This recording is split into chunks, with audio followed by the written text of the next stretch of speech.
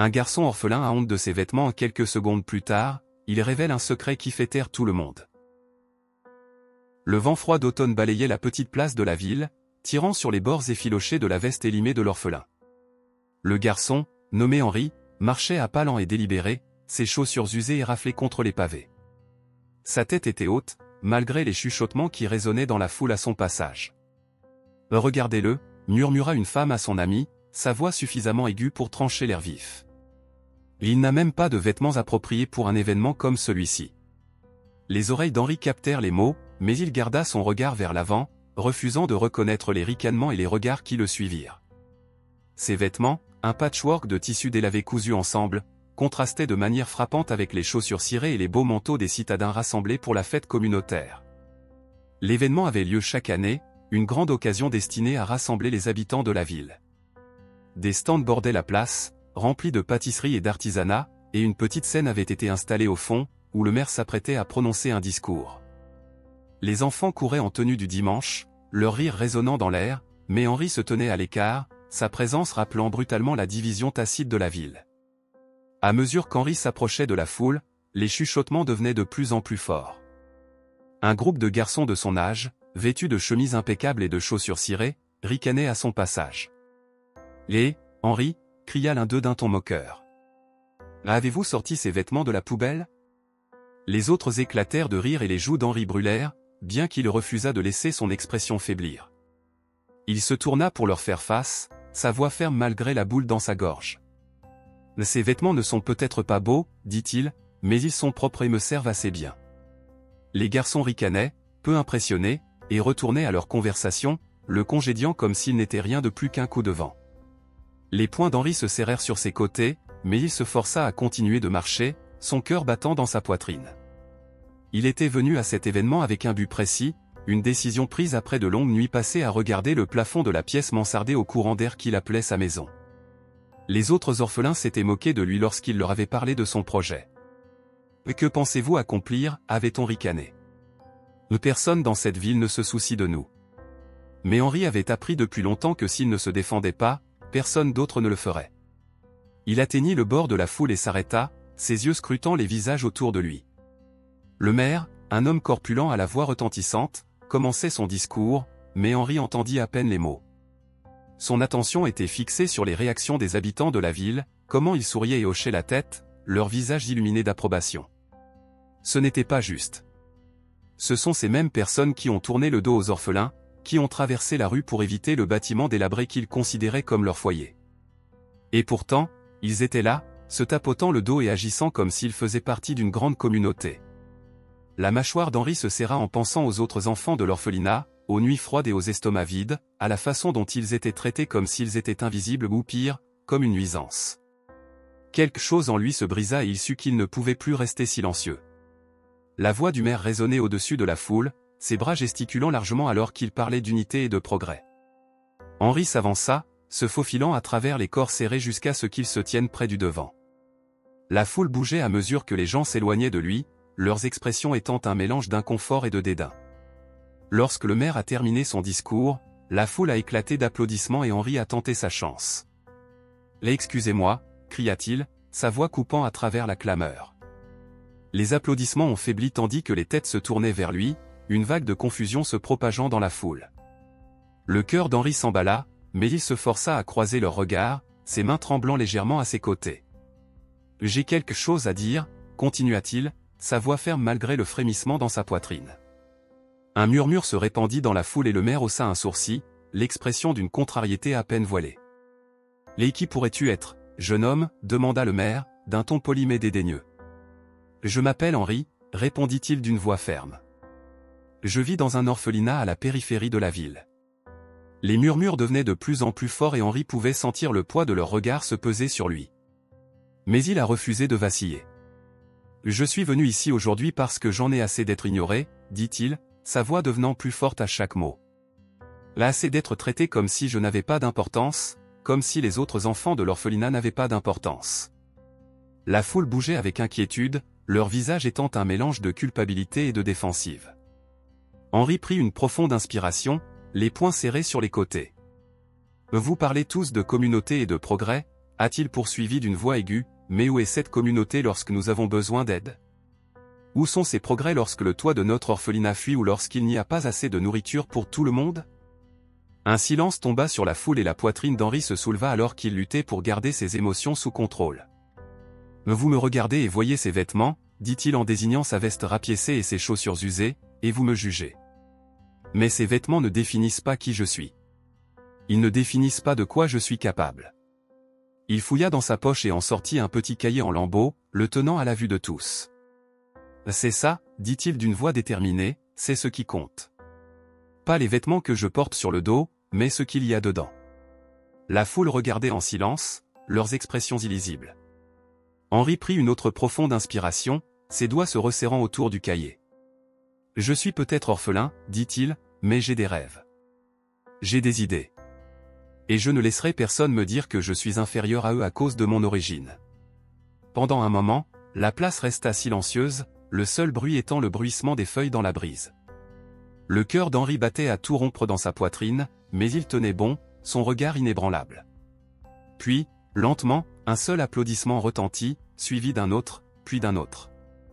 Le son se répandit dans la foule jusqu'à se transformer en une vague d'applaudissements, les visages autour de lui s'adoucissant avec quelque chose qui ressemblait presque à du respect. Mais Henri n'avait pas fini. Henri tenait bon, ses doigts tremblant légèrement alors que les applaudissements se répercutaient sur la place. Il ne s'était pas attendu à cette réaction, il s'était préparé à davantage de ricanements, de rires, ou pire, à un rejet pur et simple. Mais le bruit des applaudissements, bien qu'hésitant, lui redonna du courage. « Je ne suis pas là pour que tu te sentes désolé pour moi, » dit Henri, sa voix coupant les applaudissements grandissants. Les applaudissements faiblirent et la foule redevint silencieuse. Son attention fixée sur lui. « Je ne veux pas de ta pitié. Ce que je veux, c'est que tu ouvres les yeux. Pour voir ce qui est juste devant vous. » Il leva le cahier dans sa main, ses coins effilochés et la couverture décolorée par des années d'utilisation. C'était la seule chose qu'il avait gardée avec lui depuis le jour de son arrivée à l'orphelinat. À l'intérieur, les pages étaient remplies de croquis, de notes et d'idées, chacun étant un morceau de son rêve, une partie de qui il était. « Ce carnet, commença-t-il d'une voix désormais ferme, a pour moi plus de valeur que n'importe quel beau costume ou chaussures cirées. Parce qu'ici, c'est la preuve que même un garçon comme moi, portant des vêtements comme ceux-ci, peut avoir un avenir. » La foule murmura à nouveau, leur visage reflétant un mélange de curiosité et d'inquiétude. Un homme en manteau gris près du devant croisa les bras et fronça les sourcils, sa voix portant sur le calme. « Et de quel genre d'avenir s'agit-il » demanda l'homme, d'un ton sceptique. « Qu'y a-t-il de si important dans ce cahier ?» Henri regarda l'homme, sa poitrine se serrant face au défi. Mais au lieu de hésiter, il s'approcha, tenant le cahier bien haut. « Je vais vous montrer, » dit-il fermement. Il ouvrit le cahier avec précaution, feuilletant les pages remplies de croquis complexes de machines et de diagrammes. Finalement, il s'arrêta sur une page couverte de dessins et de calculs détaillés. Le public se pencha légèrement en avant, s'efforçant de voir. « Ce sont des plans pour un moulin à vent », commença Henri en désignant les dessins. « Pas n'importe quelle éolienne, mais une éolienne capable de générer suffisamment d'énergie pour éclairer une maison entière. J'y travaille depuis plus d'1 an. » Un halètement collectif parcourut la foule. Une femme vêtue d'une robe verte murmura à son compagnon, « C'est lui qui a conçu ça ? Tout seul ?» Henri hocha la tête, entendant sa question. « Oui. J'ai étudié des livres de la bibliothèque quand ils m'ont laissé entrer et j'ai appris moi-même à dessiner, à calculer des mesures et à comprendre la mécanique. Je ne suis pas seulement un garçon vêtu de vêtements miteux. Je suis quelqu'un qui a des idées, quelqu'un qui veut faire la différence. » Les murmures s'enflèrent et la poitrine d'Henri se serra avec un mélange d'espoir et d'anxiété. Il avait révélé son secret, la seule chose qui lui permettait de traverser les longues nuits de faim et de froid. Et maintenant, c'était à eux de décider quoi en faire. Mais l'homme au manteau gris n'avait pas fini. Il leva la main, faisant taire les murmures autour de lui. « Un moulin à vent, dites-vous » dit-il d'un ton sceptique. « Et qu'est-ce qui te fait penser que quelqu'un ici s'en soucierait ? Tu penses que nous allons te donner de l'argent ou des ressources simplement parce que tu as griffonné quelque chose dans un cahier ?» Les mots piquèrent, mais Henri ne laissa pas son expression faiblir. Il redressa les épaules et croisa le regard de l'homme.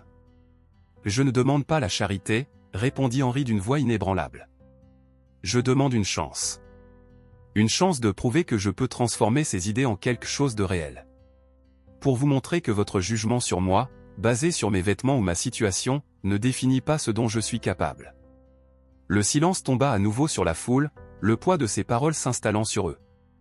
Henri pouvait voir le conflit sur leur visage, le doute en guerre contre la curiosité, les préjugés contre la possibilité de quelque chose de plus. C'est le maire qui a finalement rompu le silence. Il s'avança, son visage rond et solennel alors qu'il regardait Henri. « Vous êtes un jeune homme courageux, » dit le maire d'une voix ferme. « Et je l'avoue, vos paroles m'ont fait réfléchir. Mais le courage et les mots ne suffisent pas. Tu devras nous montrer que ce que tu as écrit dans ce cahier n'est pas qu'un rêve. » Henri hocha la tête, le cœur battant. « Je vais vous montrer, » dit-il d'une voix ferme. « Donnez-moi les outils et je construirai le moulin moi-même. » Le maire haussa un sourcil, visiblement surpris par la détermination du garçon. « Vous demandez beaucoup, » a-t-il déclaré. « Pourquoi devrions-nous prendre ce risque ?» Henri fit un pas en avant, ses mains serrant fermement le cahier. « Parce que si je réussis, » dit-il, « ce ne sera pas seulement ma vie qui changera. Ce sera la vie de tout le monde ici. L'éolienne peut alimenter vos maisons, vos magasins, vos écoles. Et si je peux le faire sans rien, imaginez ce que je pourrais réaliser avec juste un peu d'aide. » Le maire l'observa un long moment, la foule retenant son souffle par anticipation. Finalement, il acquiesça. « Très bien, » dit le maire. « Vous aurez votre chance. Mais vous devrez travailler pour cela. Prouvez-nous que vous êtes sérieux et nous verrons ce que nous pouvons faire. » Henri ressentit un élan de soulagement et de détermination. Il avait fait le premier pas, mais il savait que le plus dur était encore à venir. La foule commença à se disperser lentement, murmurant entre elles alors que les paroles du maire restaient dans l'air. Certains secouaient la tête, sceptiques quant au fait qu'un garçon vêtu de vêtements rapiécés puisse accomplir quelque chose de valable. D'autres échangèrent des regards curieux, intrigués par son audace. Henri resta immobile, serrant fermement son cahier tandis que le maire lui lançait un regard mesuré. « Venez à mon bureau demain, » dit le maire, d'un ton sévère mais pas méchant. « Nous discuterons de ce dont vous aurez besoin pour commencer votre projet. » Henri hocha la tête, son cœur battant à tout rompre avec un mélange de soulagement et de nervosité.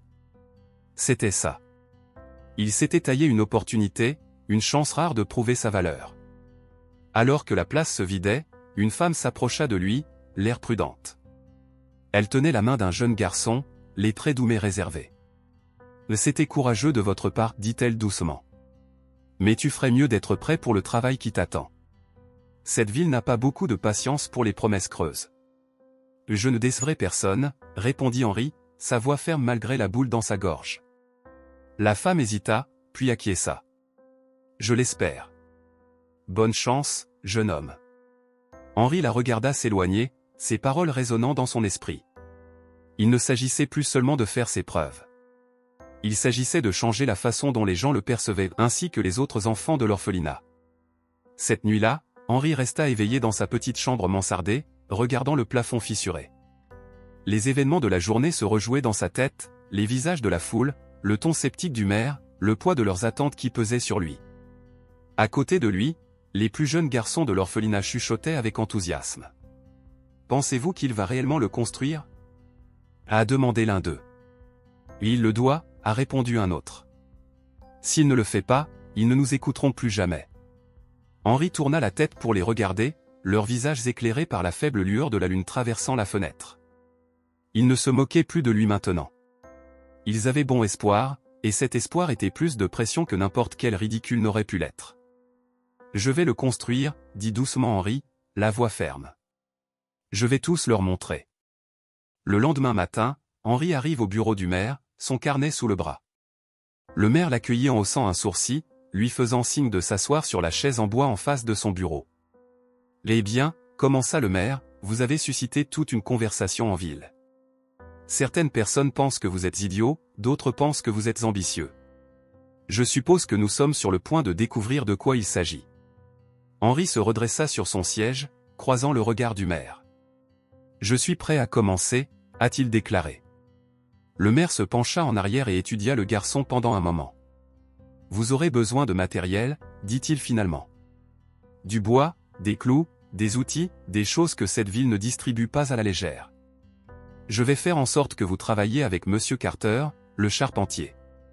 Si vous pouvez lui prouver que vous êtes sérieux, il vous aidera à obtenir ce dont vous avez besoin. » Henry hocha la tête, son pouce accélérant. « Merci, dit-il. »« Ne me remerciez pas encore, » a répondu le maire. « Carter est un homme difficile à impressionner.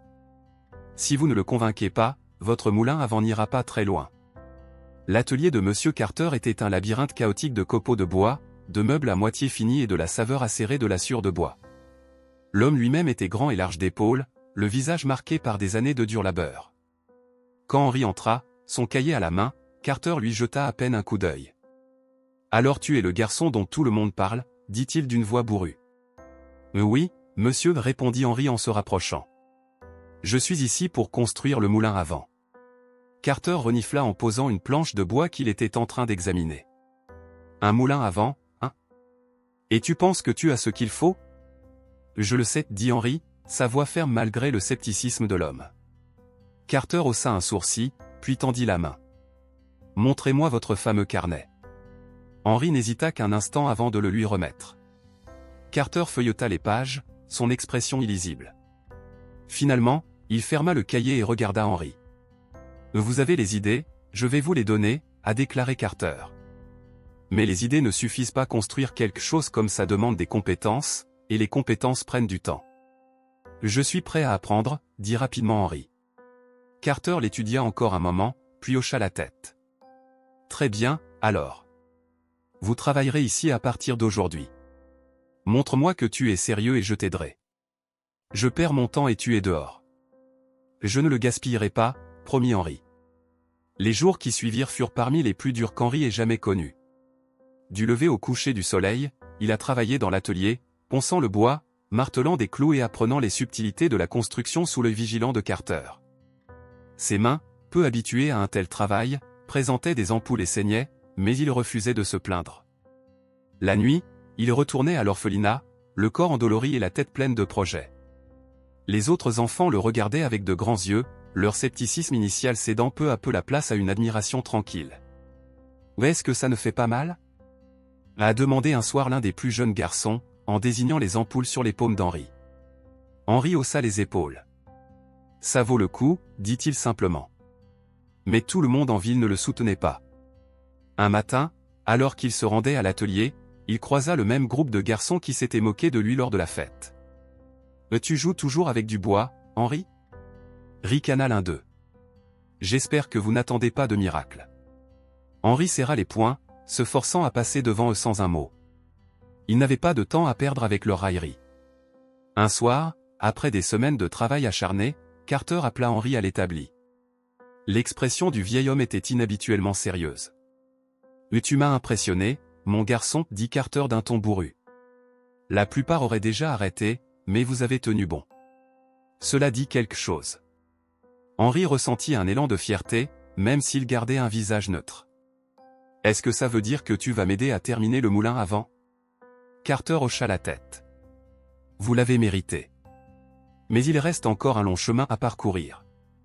Ne soyez pas arrogant. »« Je ne le ferai pas, » promit Henry.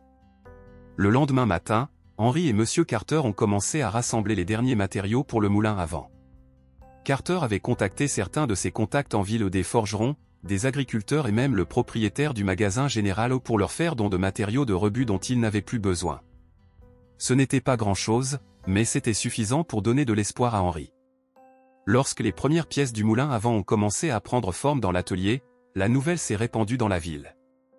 Des spectateurs curieux ont commencé à s'arrêter et à jeter un coup d'œil par les portes ouvertes pendant qu'Henry martelait, mesurait et ponçait aux côtés de Carter. « Pensez-vous qu'il va réellement le finir ?» murmura quelqu'un près de la porte. « C'est beaucoup de travail pour un garçon de son âge », a répondu un autre. « Mais il a du courage, je vais lui donner ça. » Henry essaya de bloquer les voix et de se concentrer sur la tâche à accomplir.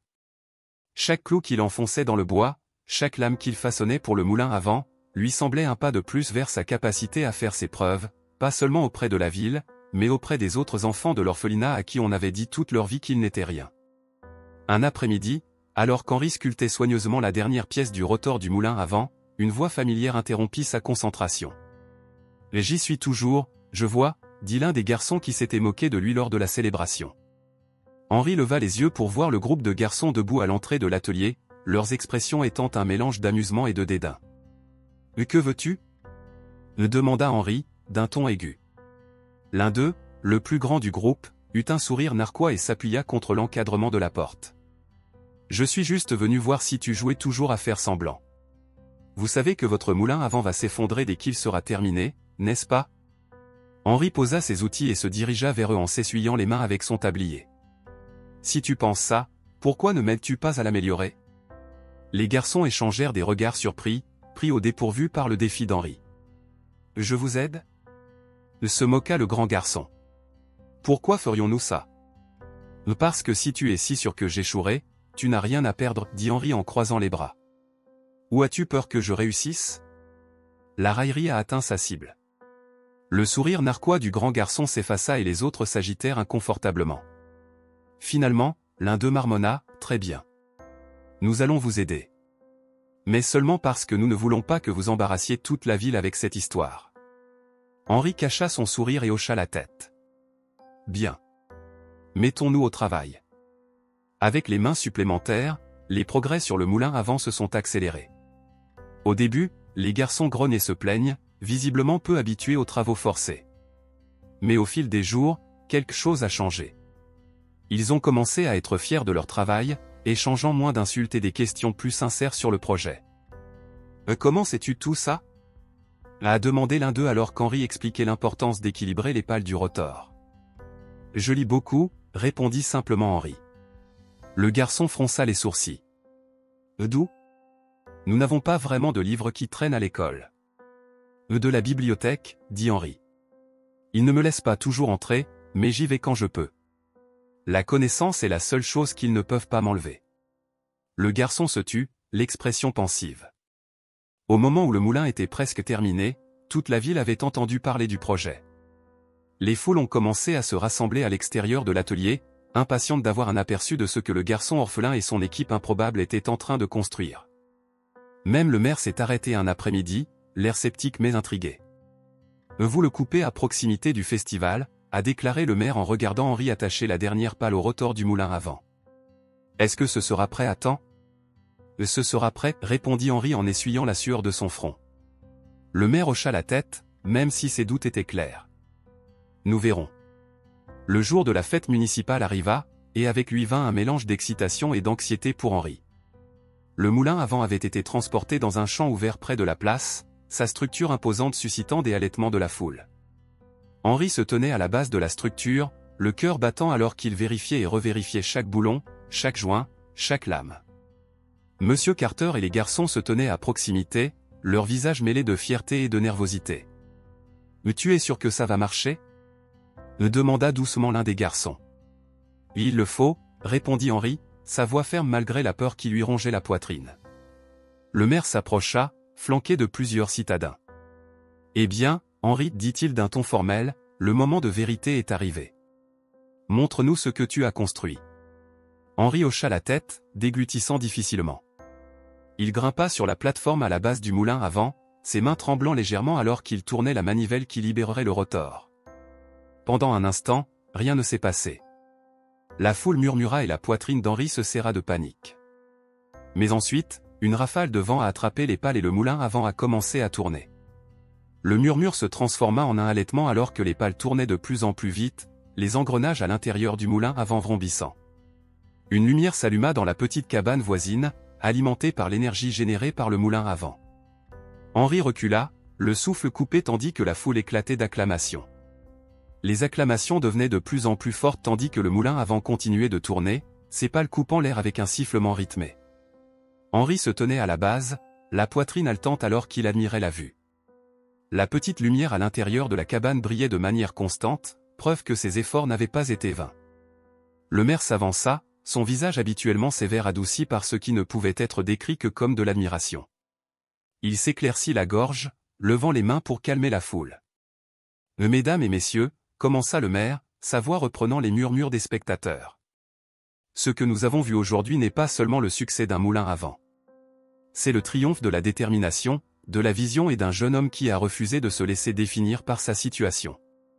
Henri cligna des yeux, son cœur battant à tout rompre. Est-ce que cela se produisait vraiment? Le maire se tourna vers lui, un léger sourire aux lèvres.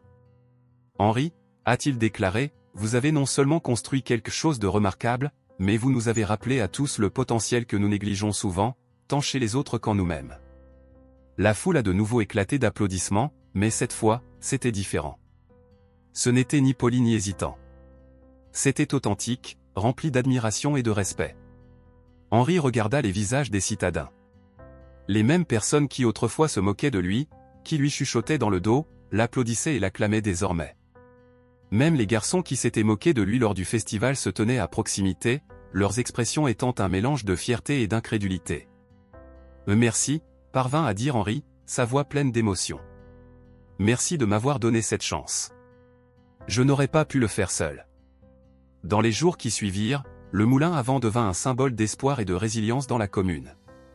Les gens qui avaient autrefois considéré Henri comme un simple orphelin comme un autre ont commencé à l'approcher avec des questions, des idées et même des offres de soutien. Pensez-vous que vous pourriez en construire un autre? Demanda un agriculteur un après-midi, son chapeau à la main. J'ai un petit champ qui aurait besoin d'être irrigué. Henri sourit, sa confiance grandissant de jour en jour. Je pense que nous pourrions y parvenir, a-t-il répondu. Les garçons qui l'avaient rejoint à l'atelier ont commencé à passer plus de temps avec lui, leur réticence initiale étant remplacée par une véritable camaraderie.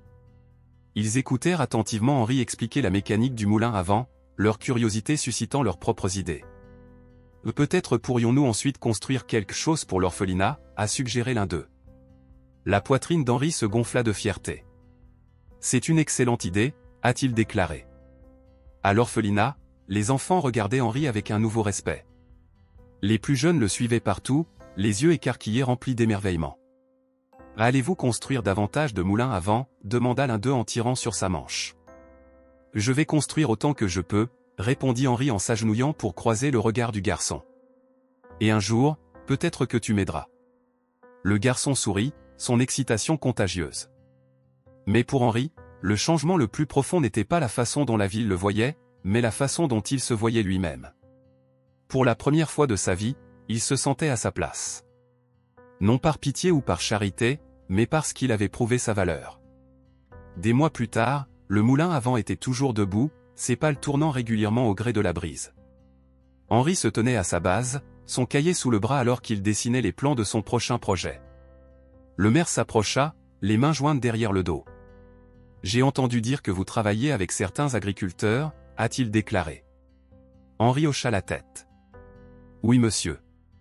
Nous prévoyons de construire un autre moulin à vent au printemps prochain. Celui qui peut aider à l'irrigation. » Le maire sourit. « Tu as parcouru un long chemin, Henri. Et vous avez amené cette ville avec vous. » Henri leva les yeux vers le moulin à vent, dont les pales reflétaient la lumière du soleil. « Je n'aurais pas pu y arriver sans les gens qui ont cru en moi, » a-t-il déclaré. Le maire rit. « Et vous nous avez donné à tous une leçon précieuse, parfois, ce sont les personnes auxquelles on s'attend le moins qui font la plus grande différence. » Alors que le maire s'éloignait, Henri ouvrit son cahier et retrouva une page blanche. Il commença à dessiner, son esprit bouillonnant d'idées. Il ne savait pas où ce voyage le mènerait, mais il était sûr d'une chose, il n'était plus seulement orphelin. C'était un bâtisseur, un rêveur et un garçon qui avait transformé les murmures de doute en acclamations d'admiration. Et il n'avait pas encore fini. Alors que les mois se transformaient en une année, l'impact du moulin à vent d'Henri se répercuta sur toute la ville. Les agriculteurs ont commencé à utiliser l'énergie éolienne pour l'irrigation, économisant ainsi de la main-d'œuvre et augmentant leur rendement. Un forgeron de la ville, inspiré par la détermination d'Henri, a commencé à fabriquer de petits outils efficaces pour des projets similaires. Les gens ont commencé à comprendre que le changement était possible, même dans leur petit coin du monde négligé. Henri, aujourd'hui âgé de 14 ans, était devenu une sorte de héros local. Les garçons qui le ridiculisaient autrefois étaient devenus ses plus proches alliés, travaillant à ses côtés pour apprendre et construire. L'atelier était devenu un centre d'activité, avec des enfants et des adultes s'arrêtant pour regarder ou donner un coup de main. Un jour, alors qu'Henri était assis à l'établi en train de dessiner les plans d'un nouveau projet, Monsieur Carter s'est approché, tenant une lettre dans ses mains calleuses. « C'est venu pour toi, dit-il, d'un ton bourru comme toujours, mais ses yeux brillaient de fierté. Henri s'essuya les mains avec son tablier et prit l'enveloppe, le cœur battant. Le papier était épais, du genre utilisé pour les documents importants, et son nom était écrit en lettres élégantes sur le devant. Il l'ouvrit soigneusement, les mains tremblantes, et en lut le contenu. Ses yeux s'écarquillèrent et il leva les yeux vers Carter, sa voix à peine au-dessus d'un murmure. « Cela vient de la Société régionale d'ingénierie », a-t-il déclaré. « Ils m'ont invité à présenter mon travail. » Carter croisa les bras, un rare sourire tirant au coin de sa bouche. « Eh bien, je le serai, dit-il. On dirait que tout ce travail acharné porte ses fruits. » Les semaines précédant la présentation ont été un véritable tourbillon. Le maire a lui-même organisé le transport d'Henri et s'est assuré qu'il avait les vêtements appropriés pour l'occasion. Les habitants de la ville se sont réunis, mettant en commun leurs ressources pour l'aider à se préparer. Même l'orphelinat, autrefois lieu de désespoir, bourdonnait d'excitation tandis que les enfants l'encourageaient. Lorsque le jour de la présentation arriva, Henri se tenait nerveusement au bord de la scène dans une grande salle remplie d'ingénieurs, d'inventeurs et de dignitaires. Il serrait fermement son cahier, les paumes moites de sueur. Les souvenirs de son premier discours sur la place de la ville lui revinrent à l'esprit, et il prit une profonde inspiration, se rappelant qu'il avait déjà affronté le scepticisme et qu'il en était ressorti plus fort. Lorsqu'il monta sur scène, le silence se fit dans la salle. Il posa son cahier sur le podium et commença à parler, sa voix ferme malgré les papillons dans son estomac. « Je m'appelle Henri, commença-t-il, et je viens d'une petite ville où les gens pensaient autrefois que quelqu'un comme moi, un garçon sans famille, sans argent et sans perspective ne pourrait jamais faire une différence. Mais je suis ici aujourd'hui pour vous dire qu'ils avaient tort. » Il ouvrit son carnet, montrant au public les mêmes croquis qui avaient jadis fait taire les citadins. Il a expliqué comment il avait construit le moulin à vent avec des ressources limitées, comment il avait transformé sa ville et comment il lui avait appris le pouvoir de la résilience et de l'innovation. Quand il eut fini, la salle éclata sous les applaudissements et Henri sentit une vague de soulagement et de fierté l'envahir. Il l'avait fait. Il avait prouvé non seulement à la ville mais à lui-même qu'il était capable de grandeur. De retour en ville, la vie continue d'évoluer. Le moulin à vent est devenu un symbole d'espoir, un rappel que même la plus petite étincelle de détermination peut déclencher un changement. Henri a continué à construire, à enseigner et à rêver, son carnet se remplissant de nouvelles idées et possibilités. Un soir, alors que le soleil disparaissait à l'horizon, Henri se tenait au sommet d'une colline surplombant la ville. Les pales du moulin à vent tournaient régulièrement au gré de la brise, leur rythme étant un rappel apaisant du chemin parcouru. À côté de lui se tenaient les garçons qui s'étaient autrefois moqués de lui, désormais ses amis les plus proches, et un groupe de jeunes enfants de l'orphelinat qui le regardaient avec des yeux écarquillés d'admiration. « Pensez-vous déjà à la suite ?» demanda l'un des garçons, brisant le silence. Henri sourit, le regard fixé sur l'horizon. « Tout le temps, dit-il. Il y a tellement plus à construire, tellement plus à apprendre. Mais pour l'instant, je suis simplement reconnaissant pour ce que nous avons déjà fait. » Les autres hochèrent la tête, leurs visages éclairés par la même détermination qui avait poussé Henri à construire le moulin à vent. Ils savaient que ce n'était que le début. Et tandis que le moulin à vent continuait de tourner, ses pales captant les derniers rayons du soleil, Henri ressentit un profond sentiment de paix. Il n'était plus seulement orphelin. Il était un bâtisseur, un enseignant et une lueur d'espoir pour tous ceux à qui on avait dit qu'ils ne pouvaient pas. Les jours qui suivirent le retour d'Henri de la société d'ingénierie furent remplis d'une nouvelle sorte d'énergie. Les citadins avaient commencé à le voir non seulement comme un orphelin ou un garçon plein de rêves, mais aussi comme un visionnaire qui avait mis leur petite ville sur la carte. Des lettres commencèrent à arriver au bureau du maire, adressées à Henri, provenant de villages voisins et même de villes éloignées, lui demandant son aide pour construire des projets similaires. Henri passait ses journées à dessiner, à construire et à enseigner. L'atelier est devenu un centre d'activité animé où les gens venaient non seulement pour apprendre mais aussi pour partager leurs idées. Les garçons qui avaient travaillé avec lui sur le moulin à vent s'appelaient désormais « l'équipe d'Henri » et étaient fiers d'aider les autres à comprendre la mécanique derrière les machines. Un soir, alors qu'Henri était assis à l'établi et examinait une lettre provenant d'un village voisin, Monsieur Carter entra dans l'atelier avec un sourire rare sur le visage. « Vous avez un autre visiteur ?» dit Carter en hochant la tête vers la porte. Henri se tourna pour voir un homme vêtu d'un costume impeccable debout à l'entrée. L'attitude polie de l'homme se démarquait du bois bruté de la sciure de l'atelier. « Êtes-vous Henri ?» demanda l'homme en s'avançant. Henri se leva, s'essuyant les mains avec son tablier. « Oui monsieur. Puis-je vous aider ?» L'homme tendit la main, son sourire chaleureux mais professionnel. Je m'appelle Monsieur Livingstone. Je viens de la capitale. Je représente un groupe d'investisseurs très intéressés par ce que vous avez accompli ici. Le cœur d'Henry s'emballa, mais il garda son expression neutre.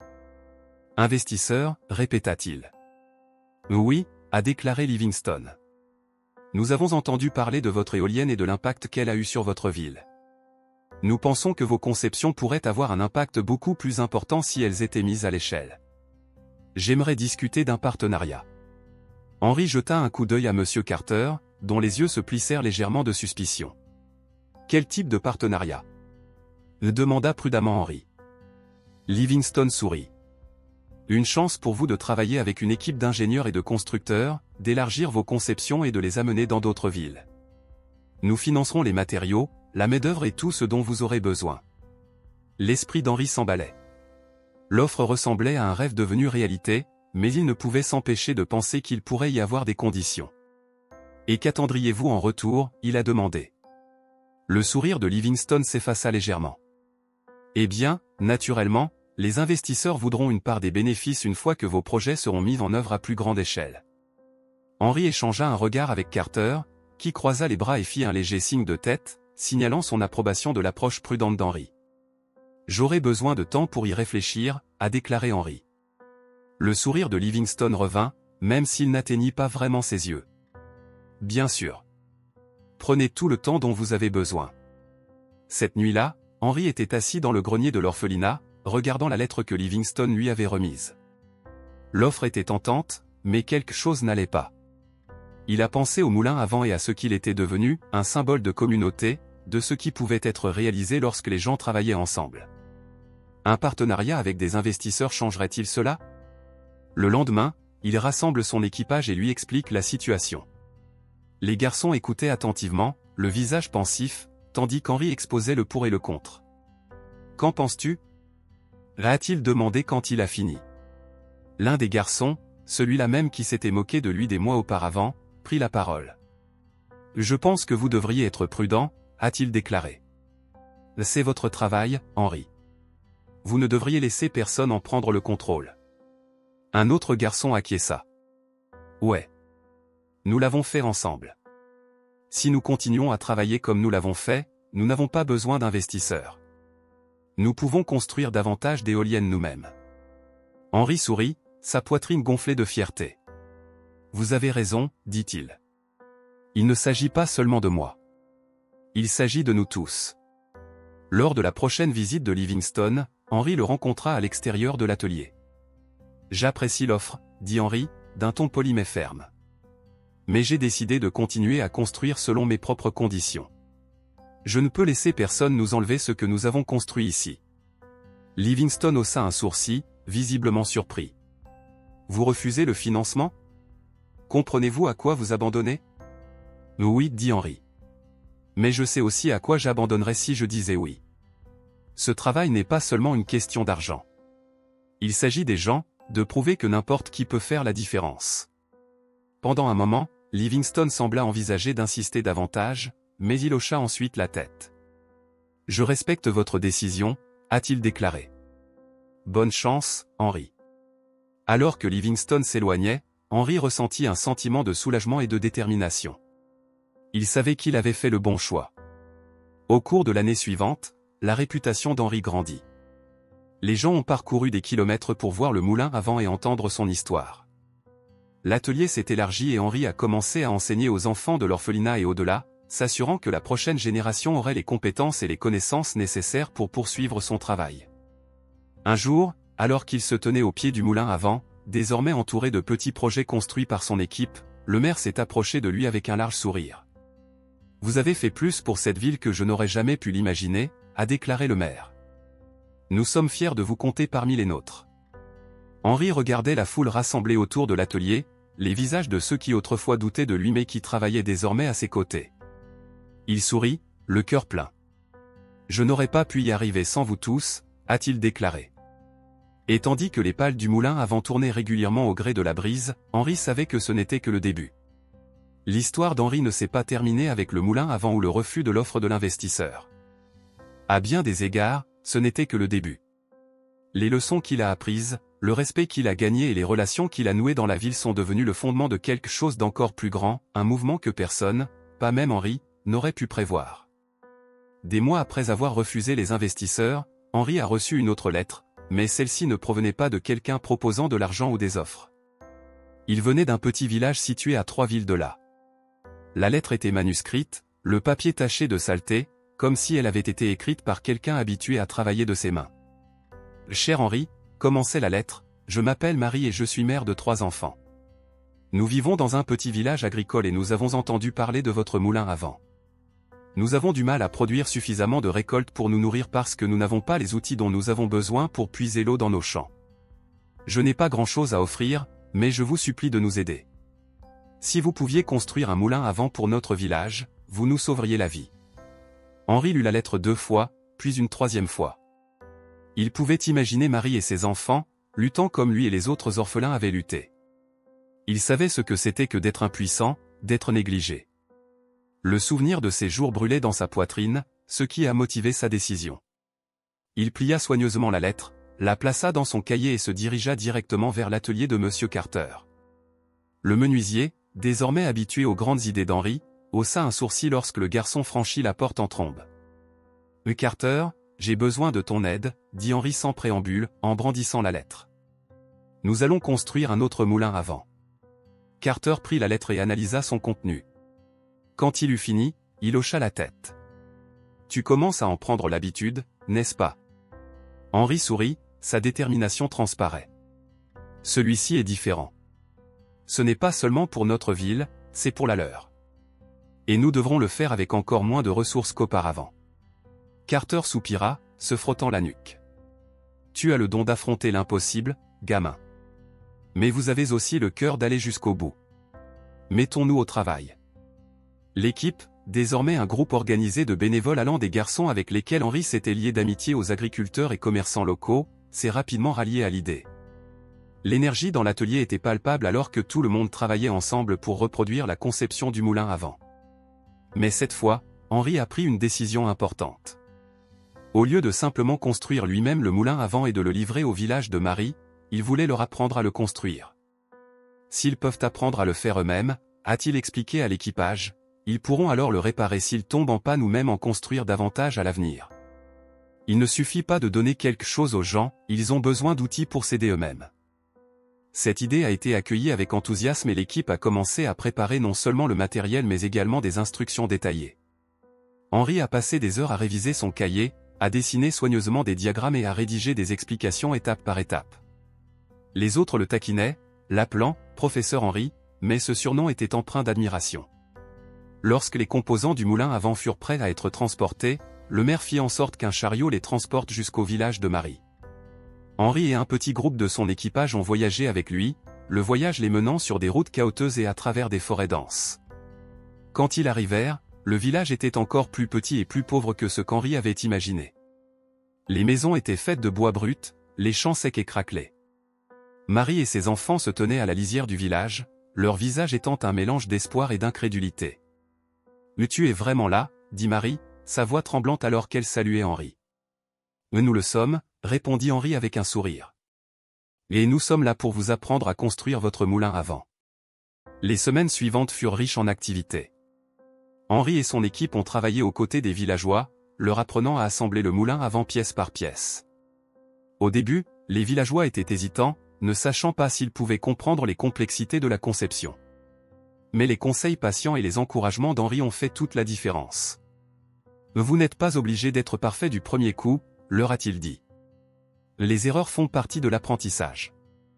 J'ai gagné beaucoup d'argent en construisant le premier moulin à vent. » Lentement mais sûrement, les villageois ont commencé à reprendre confiance.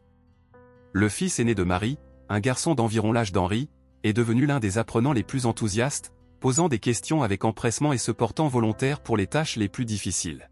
« Votre fils a un talent pour ça », a déclaré Henri à Marie un soir alors qu'il se tenait près du moulin à vent partiellement achevé. Elle sourit, les yeux brillants de larmes.